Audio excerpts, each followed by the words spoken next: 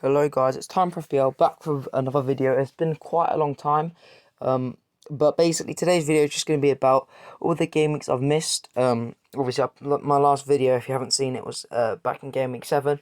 But yeah, I've been busy, but I'm back now. I'm going to hopefully be uploading videos more consistently about FPL. But anyway, this is my team for the upcoming game week.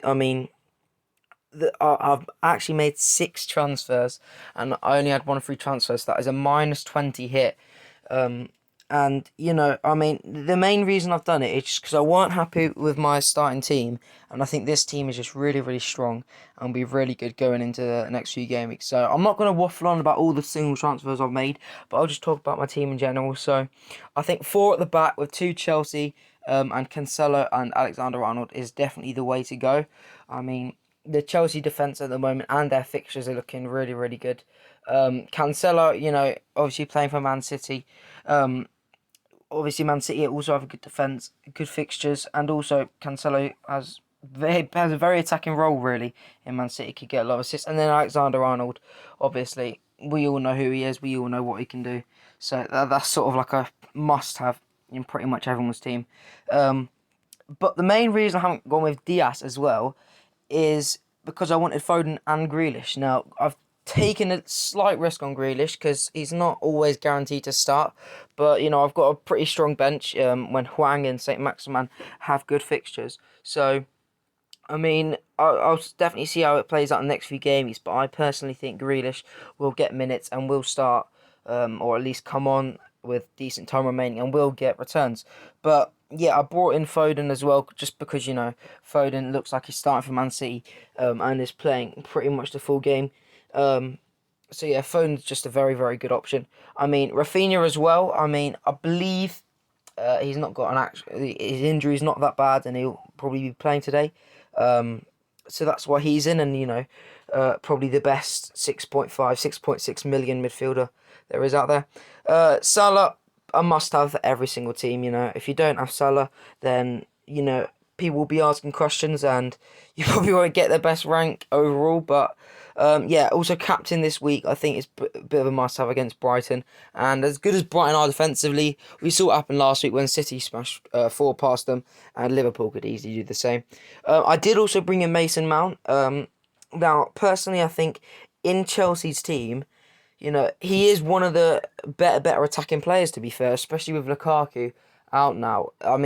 If you were to look at all the Chelsea midfielders and attackers, Mount is definitely the one with the most threat, in my opinion.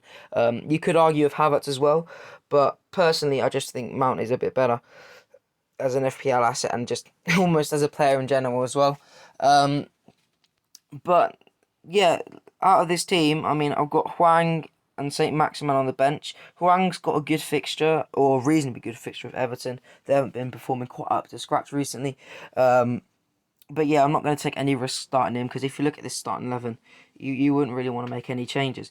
But Antonio's got Aston Villa, and I do definitely think he should get a return, at least one return in that match. But overall, this team's looking good. So if you want any sort of picks for FPL players in this team, look at this team. It's basically my wildcard team, as I've made a -20 point hit.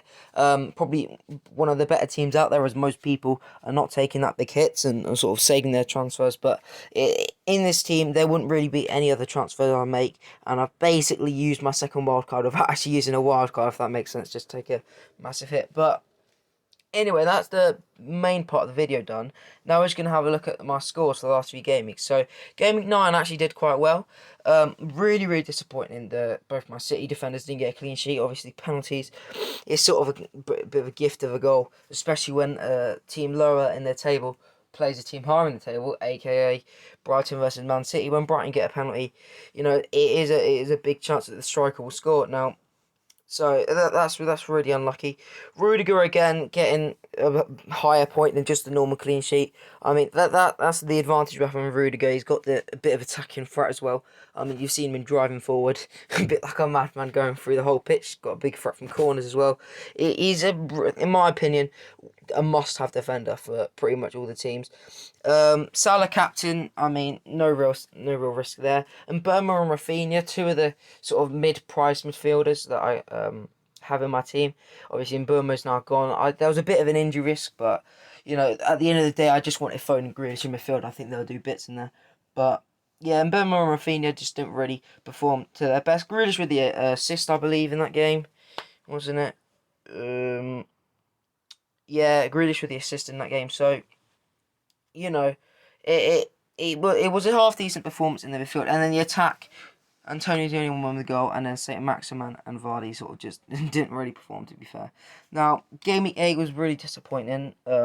My whole front three blanked. Three of my midfielders players blanked. I did also decide to make Cancelo captain over Salah. I took the bit of a risk, and obviously, as you can see, it didn't pay off. Diaz with the only 1 point. Sadly, he did only just come off the bench and weren't able to get those clean sheet points. He didn't play 60 minutes, but overall, I mean, all that you need to do is look at this team and you'll be able to tell that it is pretty poor. And Game Week 7, arguably as bad as the last one.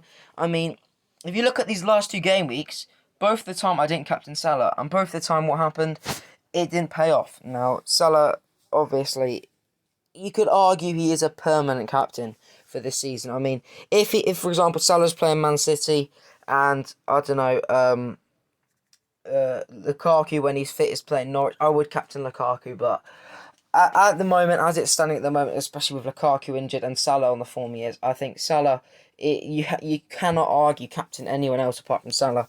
But yeah, I captained Lukaku and that didn't pay off. But I don't think I really need to talk too much about this team. It really is quite dreadful.